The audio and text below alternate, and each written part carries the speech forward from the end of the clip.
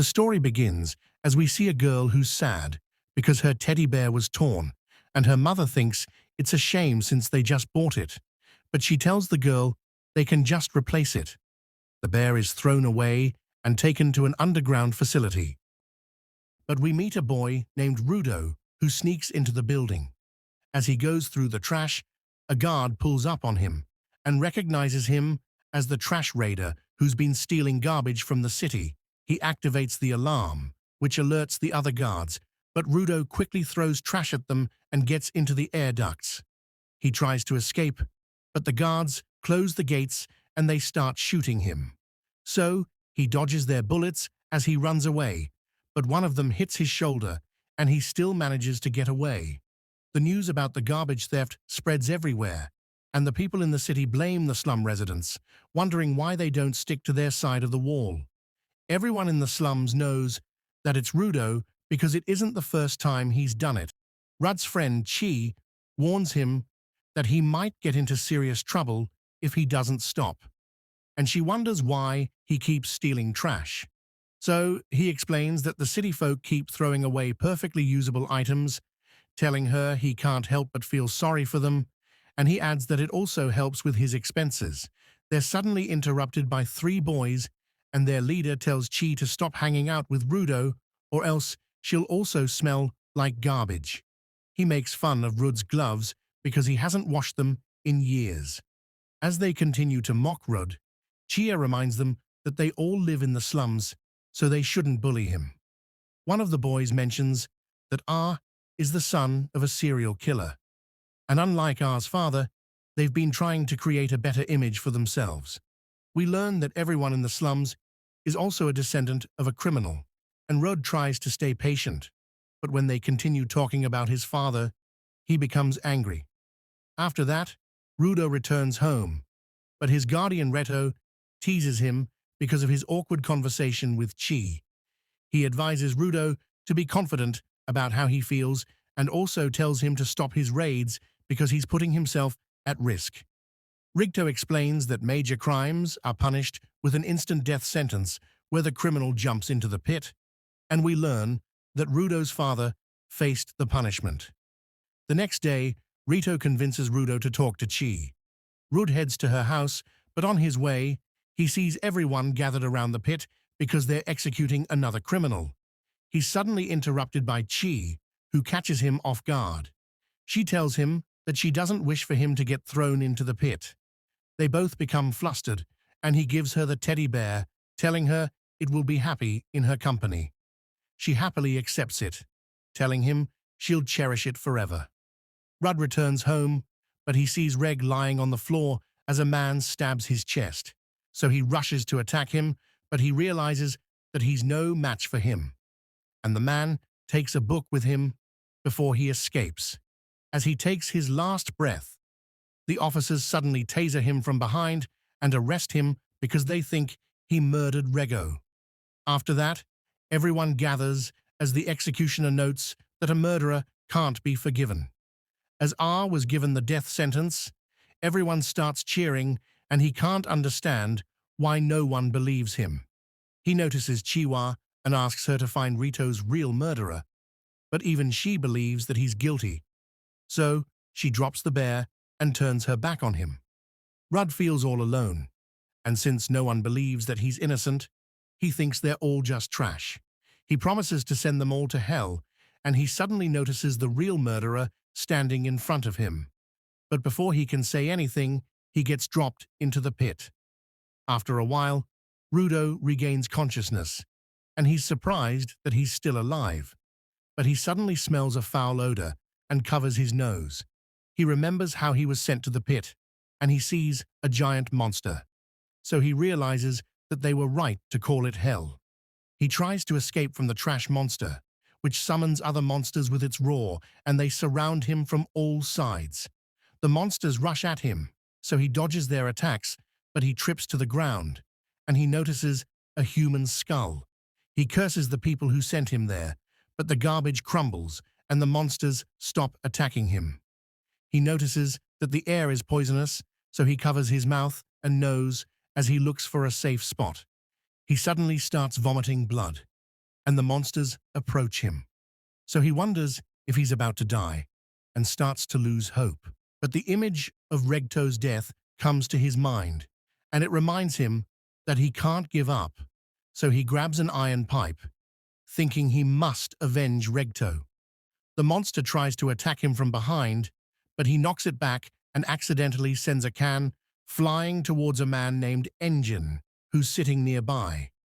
So he uses his binoculars to look around, and he sees Rudo fighting the monsters. Two monsters try to crush him, but the near-death experience awakens his hidden powers, and he destroys them with a metal sheet. Another monster appears, and Rudo is already exhausted, so he tries to run away, but it creates a strong shockwave that sends him flying. As he opens his eyes, he notices Engine, who kicks him away before placing a mask on his mouth. Rudo has a lot of questions, and Engine tells him to be silent. Engine loses his composure, and he yells at Rudo that they aren't underground, explaining that it's the fault of people on the surface for turning the pit into hell. He tells Rudo that the trash beasts can't be defeated with ordinary weapons, and they're attracted to sound. A beast approaches them, but he transforms his umbrella into a weapon. The beast attacks him, but he grinds it into pieces. Rudo was impressed that he was able to defeat them so easily. The last monster shoots acid at Engine, but he blocks the attack and uses his special Unbreaker Octashredder to destroy the beast. Rudo asks him who he is, so he removes his mask and introduces himself as a cleaner. While Rudo collapses from exhaustion, we go back to Rudd's childhood, where he was bullied by other kids for saying objects are alive, because Recto taught him that when an object is treated with care, a soul will inhabit it. We return to the present as Rudo wakes up and finds himself chained. He tells Engine to free him, but Engine just drags him away. Rudo wants to climb back to the upper world called the Sphere because he wants to get revenge, but Reg tells him that it's impossible to return. Engine leaves him near a strange establishment with two trucks, and a group of masked men notice him, realizing he's from the Sphere. They think they can sell him for a high price. The leader notices that Rudo is too thin, so he forces him to eat their trash food, but Rudo bites the flesh off his fingers. He once again taps into his hidden powers, which he uses to break free. He remembers how Regto told him that treating objects with care makes them alive. And as he grabs the chain, his energy flows into it, which shocks the kidnappers. We see Engine watching him from a distance, and he's happy that Rudo is a giver who can give life to objects just like him. The leader tells his men to attack Rudo, and he thinks a giver is useless without their object. They struggle to get close to him, and one of them manages to disarm him, but he surprises them by grabbing a tire, which he turns into his weapon. Everyone's surprised seeing this because it's rare for a giver to use more than one object, and he's able to take out the man. He's about to kill their boss, but Engin suddenly stops him. The tire he was holding turns into dust, and his nose starts bleeding as Engin tells him that his powers take a toll on his body. He apologizes for testing Rudo, and Enan knows that he has a lot of questions, so he promises to tell him everything. But in exchange, he must join their group of cleaners and fight monsters, but Rudo declines his offer. Engin takes Rudo to a clinic, and he calls his friend to tell him about recruiting Rudo, who he believes is a natural talent, but Rudo notes that he isn't ready to join them. As they leave the clinic, Rudo thanks Engin for paying his bill and notes that he needs information, but he has no time to join their group. Engin reminds him how the people in their world view the Spherites and notes that information isn't free, so he should just shut up and follow him. Engin takes Rudo to the city and treats him to a burger, which surprises him because he thought there would only be trash in the pit. Engine explains that garbage isn't the only thing that builds up on the ground, because emotions also build up, which converts into energy, and it's the reason why the trash beasts exist. He reveals that they mostly stay in the garbage dumps, but they sometimes attack the city, and regular weapons don't work on them, but his gloves can beat them, because they also have a notes that when an object is treated with care for a long time, anime inhabits it, and they call these objects vital instruments. He tells Rudo that their organization needs more givers to fight the trash beasts. So Rudo wonders if in exchange for joining their group, Engine will teach him how to return to the surface. So he reveals that he doesn't know how to do that, but notes that his boss is a wise man who might be able to help him. Engine suddenly gets a message, so he decides to leave, but Rudo thanks him for everything, and Engine gives him a small bag of money to help him survive. Engine tells Rudo to wait there while he talks to his trainer, but a cat suddenly grabs his pouch and runs away.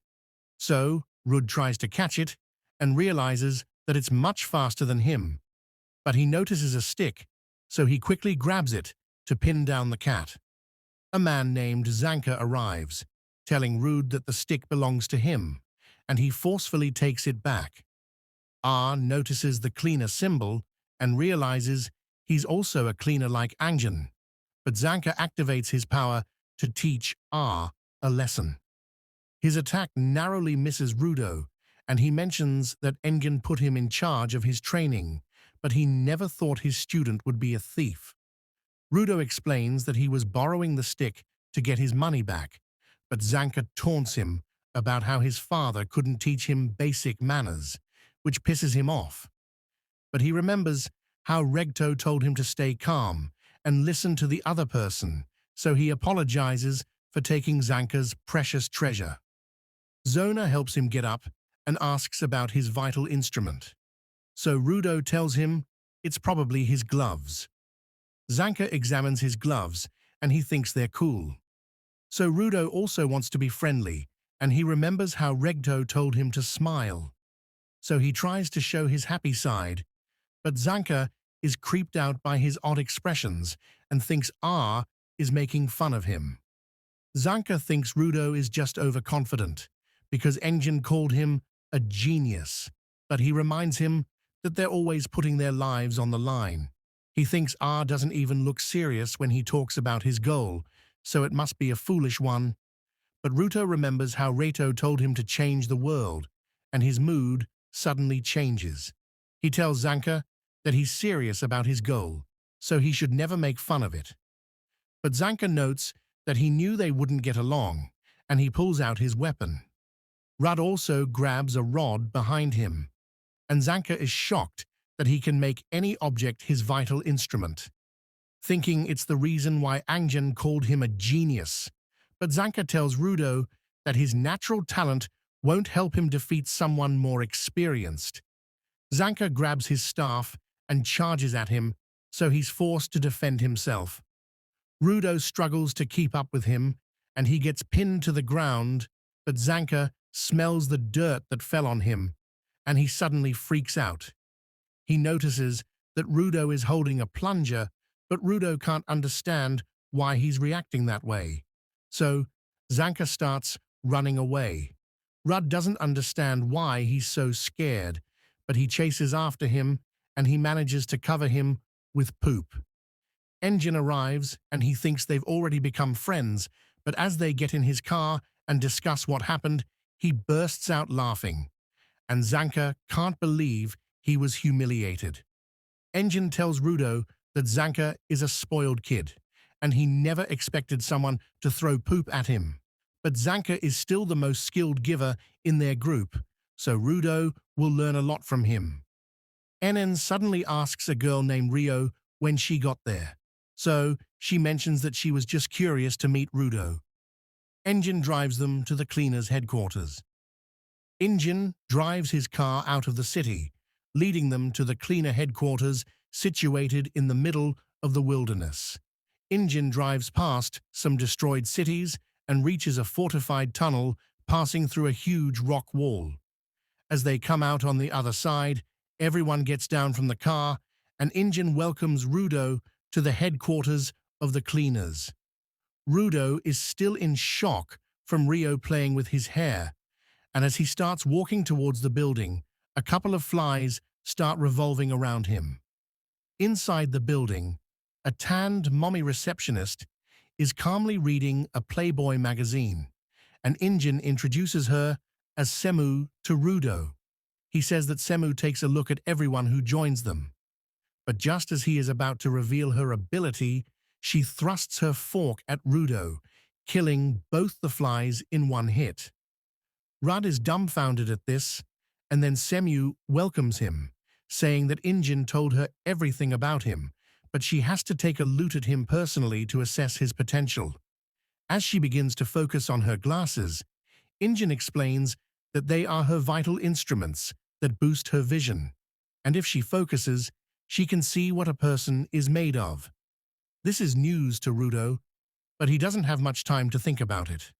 As Sue awakens the power of her glasses and looks into his potential, she is shocked by what she sees and quickly turns off her ability. When Injin asks her what she saw, she tells him that Rudo is already athletic, so he doesn't need training in that matter. And he also has a good relationship with his vital instrument, though he needs some training to use it properly. Injin feels that there is more, and Shamu says that Rudo has got poop on the back of his neck. He starts laughing on hearing this, and then decides to take Rudo to meet the boss. But he glances at Semu while going, because he knows she is hiding something. On the way, Injin tells Rudo that there are about 100 cleaners in total, including combatants, guards, and supports. However, they are always scattered around because of their missions, so most of them are not at the headquarters. He tells Rudo that he should meet some of them, and it won't take long. But just as he opens the door to the living room, he finds a bunch of cleaners there and immediately closes the door because they can always do the introductions later. They soon reach the boss's room, but before entering it, Injin tells Rudo to not start the conversation by asking how to get back to the sphere. He tells him that he needs to offer something in return for that information, and he should start by promising to work as a cleaner. He also tells him not to ask about the boss's vital instrument, because no one knows what it is or what its power is. Rudo is now curious about the boss, but he finds the room empty. Just then, Semu arrives there and tells them that the boss is out on a mission and won't be returning for a few days. Rudo is confused by this, but Injin knows that is normal, and he tells him that he needs to wait a few days to meet the boss. Rudo is pissed at this and asks what is he supposed to do in the meantime when Rio suddenly pops up there and tells him to come watch her work. She says that he can't become a cleaner until he gets approved by the boss. So, the best he can do is tag along with her as a trainee. And that also works for her, because she wants to know more about him. Rud's brain stops working, because he has never had this type of female attention in his life before. So, he quietly follows her. They go to the strategy room, where Semu explains that a small town situated near a polluted zone has asked for help because small trash beasts have been found nearby. Rudo is curious about the polluted zones, and Semu learns that Injin didn't even explain the basics to him properly.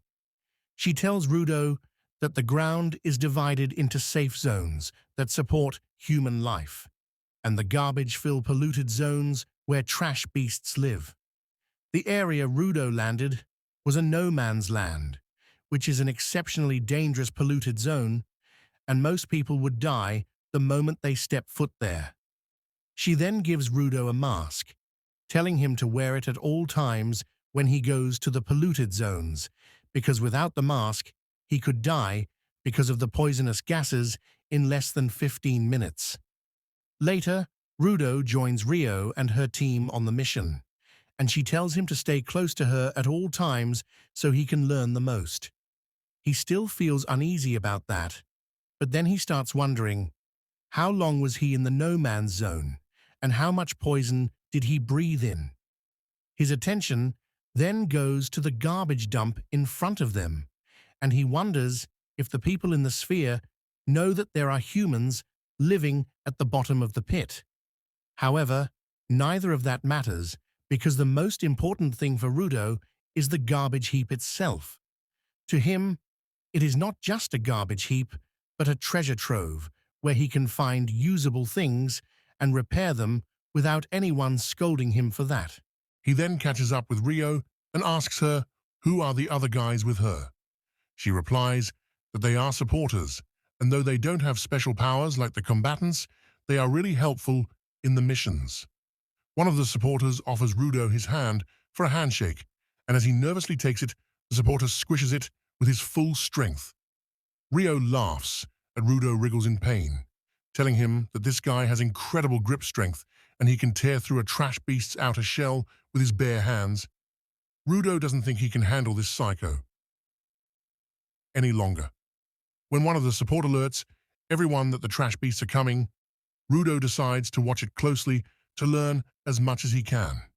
Soon, a bunch of small, goat-like trash beasts come out of the creepy trash forest, and Rudo panics, asking Rio, how are they supposed to deal with these many enemies? She tells him to chill, because they are just weak and slow trash beasts who can't even get past the wooden fence. Her words are proven true as the goat trash beasts attack the fence and fail to do any damage. But then suddenly the second wave arrives there, and it has bigger and more ferocious trash beasts. They begin pushing the fence and breaking it, and Rudo panics, asking Rio what should they do now. She again tells Rudo that these beasts are just a little bit stronger than previous ones, and they are still perfectly fine for training a newbie. She says that they should just finish cleaning quickly and then return to the base to throw a party to welcome Rudo to the surface. He can't believe that she can be so laid back when she is constantly risking her life fighting the monsters. And Rio tells him that if he wants to survive on the ground, he needs to have a positive outlook towards the world. Rudo suddenly realizes that Injin is the same too, and he feels that this is what he has been lacking.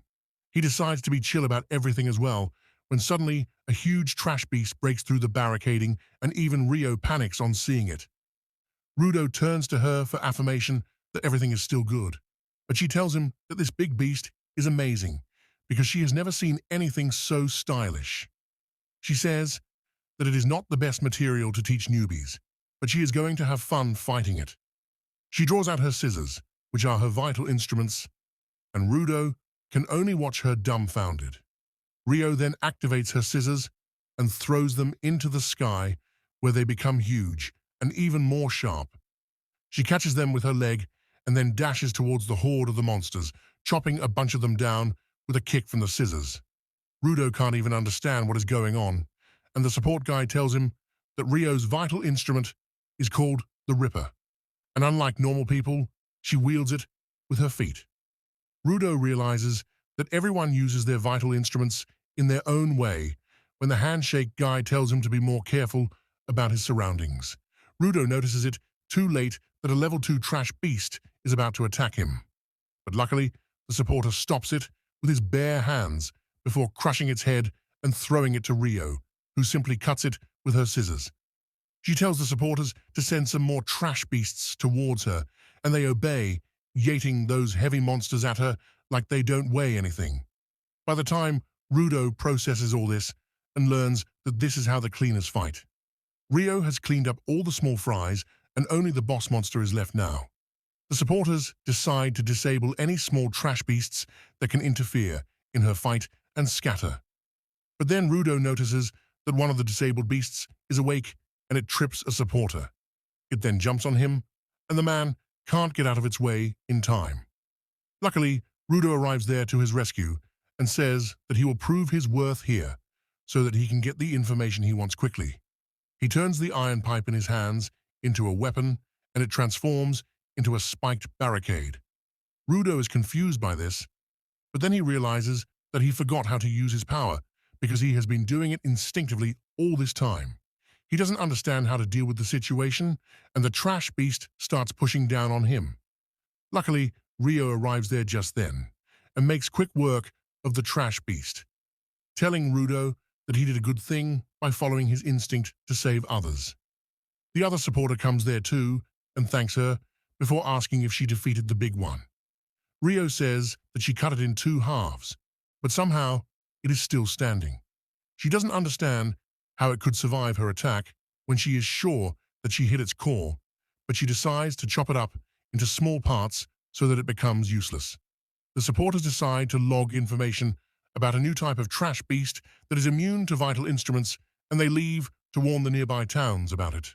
On the other hand, Rio dashes towards the giant beast, and Rudo is left hanging in the middle because no one is telling him what to do. Meanwhile, Rio jumps at the trash beast and lands on its face before jumping over to its head and chopping off all the pipes protruding out of there. After turning the monster bald, she notices something glowing under her feet, and she realizes that it must be the core that the monster is trying to hide. However, before she can attack that, the trash beast starts moving violently enough to throw her away. It then reattaches the pipes back to its head and starts banging its jaw on the ground with great intensity. Rio still hangs onto it somehow, but the beast suddenly directs his attack towards Rudo and the supporters. Rudo just freezes as he sees the metal pipes coming towards him. But luckily, he doesn't take a direct hit. The ground under him is destroyed by the attacks, and as he falls, he begins to wonder what is he even doing. He thinks that he can't get revenge for Rito and the bastards in the sphere at this rate, and the darkness starts to consume. However, the support guy comes there to rescue him from falling into the hole and also from giving in to despair. He carries Rudo on his shoulder, telling him that if he has a goal, he should not freeze and rather rush towards it while he can. He tells him to learn from the supporters who don't have any power, but they still keep doing their job. Just then, Rudo notices Rio chopping up the monster again, and judging by its screams, she realizes that she found its weak spot. She jumps high up and then drops down towards its head with great speed, piercing it with her scissor and tearing out its core. As she hits the ground and destroys the core, the monster suddenly turns to ash. The supporter immediately runs over to her, asking how did she defeat the trash beast, and she says that she stabbed something other than its core, and it died. She holds a cardboard cutter in her hands, saying this was the thing powering the trash beast, and the support guy can't believe it because he realizes that the cutter is actually a vital instrument, and it makes no sense at all for a trash beast to have one. On the other hand, the leader of the bandits who are planning to sell Rudo suddenly wakes up in a dimly lit room. He wonders where is he, when suddenly the guy sitting on the sofa in front of him asks him the location of the kid from the sphere he mentioned in his sleep. But that's where this video ends. Remember to like and subscribe to the channel. Thanks for watching, and I'll see you next time.